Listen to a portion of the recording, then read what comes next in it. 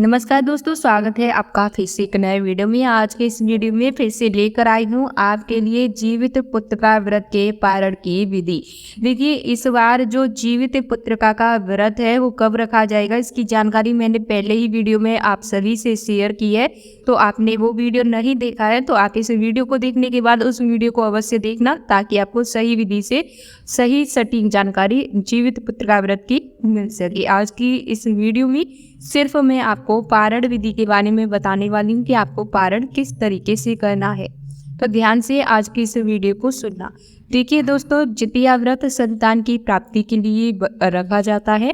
तो सबसे पहले तो आपको पागल नहीं बनना है कि कुछ लोग बोल रहे हैं कि 5 को रखें, कुछ कह रहे हैं 6 को, तो कुछ 7 को।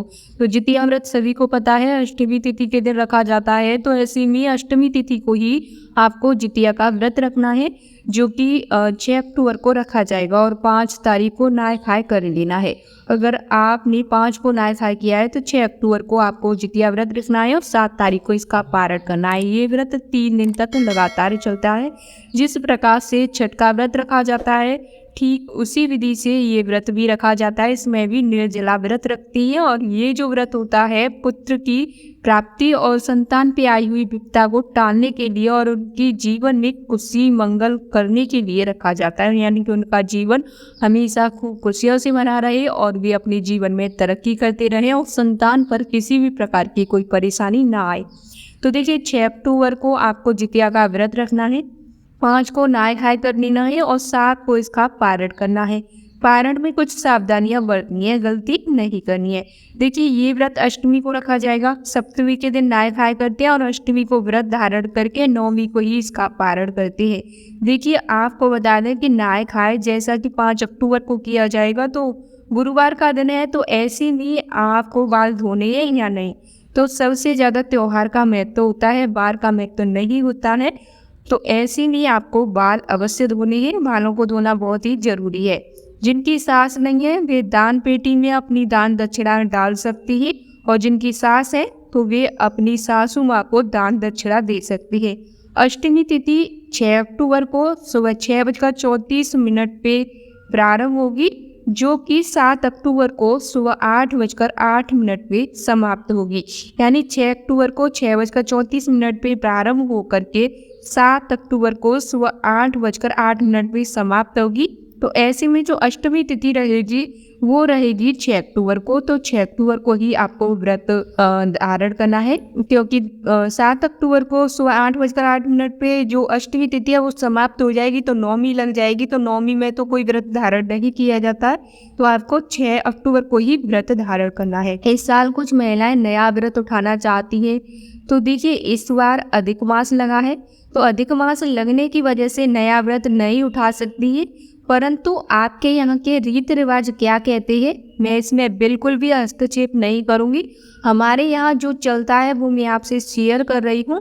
परंतु जिसके यहाँ जो रीति रिवाज है, कई जगहों पर अधिक मास में नया व्रत उठाया जाता है, तो आप अपने यहाँ के रीति रिवाजों के अनुसार करें। आपके घर में जो बड़े बुजुर्ग हैं जो पहले से व्रत रखती आ रही हैं, उन महिलाओं को पूछकर आप नया व्रत धारण कर सकती हैं, या फिर आप जो भी रीति रिवाज है उनके हिसाब से अपना व्रत देख सकती हैं। देखिए, इसमें जो चीलू और सियार है उनके लिए पत्ते निकाले जाते हैं, उनके लिए पत्तों पर दान दक्षिणा निकाली जाती है खाने के लिए। तो आप अपने घर में जो आपके रीति रिवाज है, कई जगहों पे 4 पत्ते तो कई जगह पर 5 पत्ते निकाले जाते हैं, तो उसी के हिसाब से आप देख लें। जितिया में संतान की प्राप्ति के लिए व्रत रखा जाता है। जिन महिलाओं पर संतान नहीं है और वे पुत्र प्राप्ति चाहती है, तो या फिर कोई भी संतान नहीं हो, कोई भी संतान की प्राप्ति चाहती है, चाहे वो बेटा हो बेटी हो, तो आप उसके लिए भी ये व्रत धारण कर सकती हैं। इस व्रत के प्रभाव से एक बार आप इस व्रत को धारण करेंगे, आने वाले अगले साल तक आपको संतान की प्राप्ति अवश्य ही हो जाएगी। इतना प्रभाव होता है इस व्रत का। इस व्रत में शाम को प्रदोष काल में पूजा की जाती है और जिस तरह छठ का व्रत रखा जाता है, ठीक उसी तरह इसका पारण और व्रत रखा जाता है। 7 अक्टूबर को सुबह 8:10 के बाद ही इसका पारण करना है। देखिए, आपको 7 अक्टूबर को 8:10 के बाद ही पारण करना है। और कई जो वीडियो है यूट्यूब पे उनमें 10 बजे का टाइम बता रहे हैं, तो ऐसा कुछ नहीं है। जो कैलेंडर है उसमें शुभ मुहूर्त 8:10 ही लिखा हुआ है, और जो हमारे बड़े बड़े ज्योतिष शास्त्र हैं वो भी 8:10 पे ही इस व्रत के पारण के बारे में बता रहे हैं। तो पारण से पहले आपको एक काम अवश्य करना है, जो भी आपके घर में बनता है, यानी जब भी आप पारण करें तो उससे पहले गाय के लिए एक रोटी निकाल कर उस पर थोड़ा सा मीठा रख करके आपको अवश्य खिलाना है, तभी आपको उसके बाद पारण करना है। घर में कोई भी सासू है, ननद है, तो उनको आप अपनी इच्छा के साथ दान दक्षिणा देकर भी इसका पारण कर सकती हैं, और आपके जो भी रीति रिवाज है उसके हिसाब से आप पारण कर सकती हैं। और जिनकी तबीयत बहुत ज़्यादा खराब है, वे व्रत रखने की स्थिति में नहीं है, तो वे अपने घर में अपने पति से व्रत रखवा सकती हैं। या जिनकी डिलीवरी हुई है वे व्रत कैसे रखेंगी, 2 दिन हुए, 3 दिन हुए, तो वे व्रत कैसे रखेंगी, तो ऐसे में वो व्रत छोड़ सकती है, अगले साल रह सकती है। साथ ही अपने घर के जो रीति रिवाज हैं आप उसके हिसाब से देख सकती है। और देखिए, कई सारी महिलाओं के कमेंट आए हैं कि पीरियड्स के दौरान व्रत कैसे रखें, तो ऐसे में आपको करना क्या है कि आपको पूजा किसी दूसरे से करवानी है और आपको व्रत रख लेना है। ठीक है, इस बात का आपको ध्यान रखना है। पूजा आप दूसरे से करवा सकती हैं, व्रत रख सकती है, इसमें कोई दिक्कत की बात नहीं है। और बाकी जो भी विधि है, जो भी आप करना है, जैसे कि व्रत से जुड़ी जो भी संपूर्ण जानकारी है, जिस तरीके से सही विधि है उसी तरीके से आपको व्रत को धारण करना है। अब देखिए, आपको बता दें कि नहाय खाए तो मैंने आपको बता ही दिया है कि छठ व्रत की तरह ही जीवित पुत्र का व्रत का नहाय खाए किया जाता है। इसमें व्रती महिलाएं स्नान आदि करके बाल और पूजा पाठ करके भोजन ग्रहण करती हैं और अगले दिन निर्जला व्रत रखती हैं। ध्यान रहे, नहाय खाए वाले दिन लहसुन प्याज का जो प्रयोग है वो आपको नहीं करना है, ना ही मांस मदिरा का प्रयोग करना है। जितिया व्रत का पारण का समय मैंने आपको बता ही दिया है, 7 अक्टूबर को सुबह 8:10 पर होगा। और आपको एक बात और बता देती हूँ कि जितिया व्रत क्यों रखा जाता है, तो इसके पीछे एक पौराणिक कथा छिपी हुई है। तो कथा बहुत ही छोटे से रूप में मैं आपको बताऊंगी, परंतु आप जो भी जब पूजा करेंगे उस समय आप कथा अवश्य सुने, इस बात का ध्यान रखना। कथा के अनुसार कहा जाता है कि महाभारत के युद्ध में अपने पिता की मौत के बाद अश्वत्थामा बहुत नाराज था। उसके हृदय में बदले की भावना भड़क रही थी। इसी के चलते पांडवों के शिविर में वो घुस गया था। शिविर के अंदर 5 लोग सोए थे। अश्वत्थामा ने उन्हें पांडव समझकर मार डाला।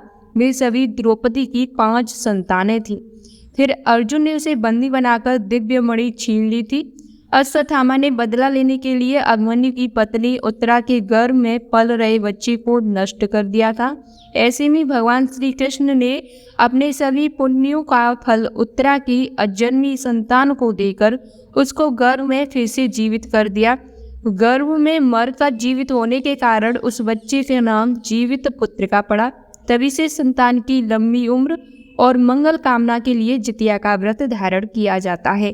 तो ऐसे में आपको इस व्रत को धारण करना है, और जो व्रत का पारण है वो शुभ मुहूर्त, यानी कि जो मैंने आपको बताया 8:10 पर, यानी 7 अक्टूबर को 8:10 के बाद ही इसका जो पारण है वो आपको कर लेना है। इस बात का आपको विशेष ध्यान रखना है। देखिए, गलती नहीं करनी है, जो जानकारी दी है उसी के हिसाब से आप देखिए, और अपने यहाँ के रीति रिवाजों को ध्यान में रखकर ही आपको व्रत धारण करना है। इधर उधर की बातें सुनकर भटकने की कोई ज़रूरत नहीं है।